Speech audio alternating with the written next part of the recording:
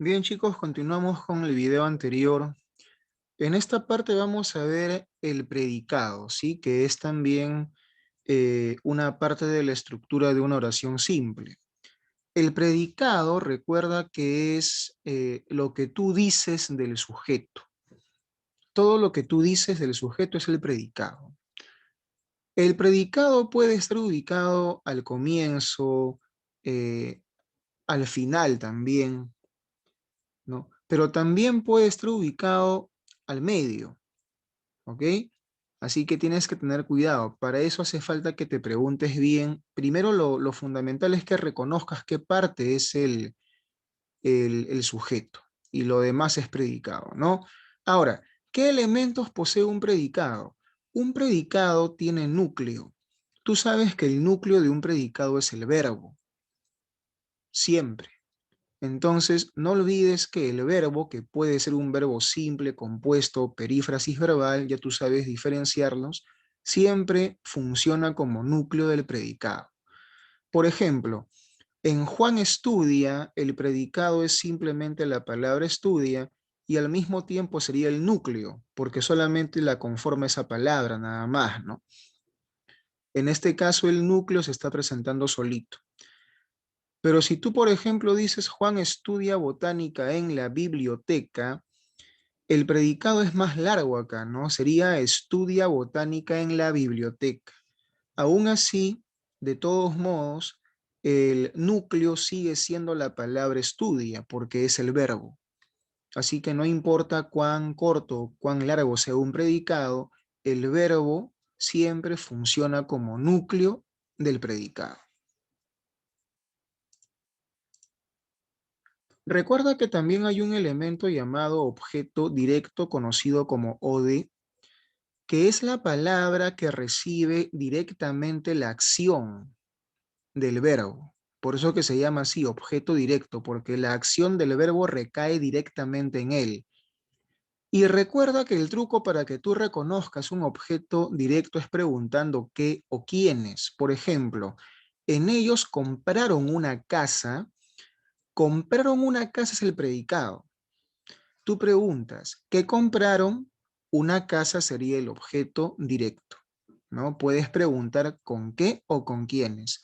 Pero también otro método para mí más confiable es que mentalmente reemplaces con la, las, lo, los.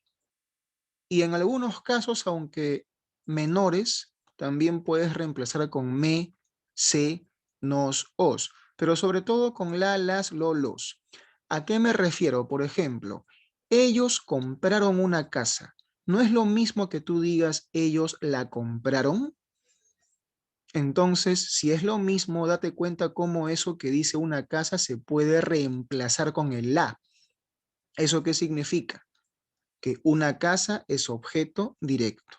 Y es más, si la oración te viniese así, ellos la compraron, ese la también sería un objeto directo. También. Así que ten en cuenta eso. El objeto indirecto es el sustantivo que recibe indirectamente la acción del verbo. De rebote, como le dicen, ¿no? A mí me gusta definirlo así. Es el sustantivo que se beneficia o se perjudica con la acción. Por ejemplo, en Gabriela escribió una carta para Beatriz. Esa parte que dice para Beatriz sería el objeto indirecto y en este caso Beatriz se está beneficiando con la escritura de la carta. ¿Ya ven? Entonces se reconoce así. Y aparte que siempre el objeto indirecto va a comenzar con una a o con un para. ¿Ok? También es otra marca identitaria para que las puedas reconocer. Y también las puedes reconocer preguntando con a quién o para quién. Por ejemplo, ¿para quién escribió una carta? Para Beatriz. Es el objeto indirecto.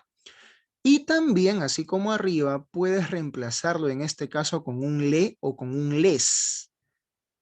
También con mete, se, no, sos, pero básicamente con le y con les.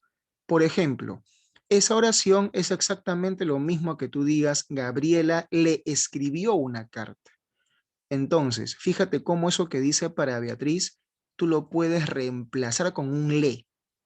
entonces para Beatriz es un objeto indirecto. Y si estuviese con el le, ese le también sería un objeto indirecto. Otro elemento es el agente. Recuerda que el agente solamente está presente en las oraciones pasivas que hace un momento vimos en el video anterior, ¿no? Por ejemplo, los trabajos son observados por el capataz. Esa parte que dice por el capataz es un agente, pero solamente está en las oraciones que poseen voz pasiva. Cuando una oración está como voz activa, no, ahí no hay agente, ¿no? Entonces, es fácil reconocer el agente y aparte de que está encabezado con un por, siempre. Otro elemento es el llamado atributo y el atributo solamente está presente si el verbo es un verbo de estado. Acuérdate de eso. Por ejemplo, los poetas eran notables. Notables es un atributo porque el verbo es eran, que es un verbo de estado. Mi meta es sublime. Sublime es un atributo porque es un verbo de estado. Claudio parece inquieto. Inquieto es un atributo porque parece es un verbo de estado.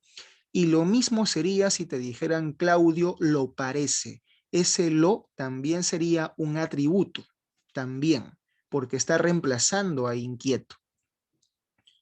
Entonces, solo cuando hay verbo de estado hay atributo. Y se llama atributo porque es una cualidad del sujeto. En cambio, cuando también te dan una cualidad del sujeto, pero en este caso ya no acompañado por un verbo de estado, sino por un verbo de acción, ahí se llama predicativo. Por ejemplo, ya no te dicen Mario es feliz o Mario está feliz, sino que te dicen Mario come feliz. Feliz en este caso es un predicativo porque el verbo ya no es un verbo de estado, es un verbo de acción. Mis amigos jugaron entusiasmados. Entusiasmados es un predicativo porque jugaron es un verbo de acción, no es un verbo de estado. Y por último, también tenemos los llamados complementos circunstanciales que pueden ser de muchos tipos, dependiendo de la pregunta que tú uses para ubicarlo. Por ejemplo, hay un complemento circunstancial del lugar que se reconoce preguntando dónde. En tu carta está sobre la mesa, tú puedes preguntar dónde está tu carta. Sobre la mesa es un circunstancial de lugar. En lo revisamos anoche, tú preguntas cuándo lo revisamos. Anoche es un circunstancial de tiempo. En bailaban muy bien, tú preguntas ¿cómo bailaban? Muy bien es un circunstancial de modo. En trabajamos bastante, tú preguntas ¿cuánto trabajamos? Bastante es un circunstancial de cantidad. Lo amo por bondadosa. Tú preguntas, ¿por qué? Por bondadoso debe ser, ¿no? ¿Por qué lo amo? Por bondadoso es un circunstancial de causa, de causa. Porque has preguntado con por qué. Está repasando para aprobar. ¿Para qué está repasando? Para aprobar sería un circunstancial de finalidad, que es para qué.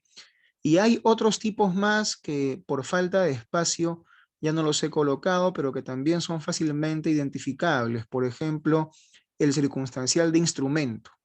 Cuando, por ejemplo, digo, Mario arregla el motor con un destornillador. ¿Con qué arregla el motor?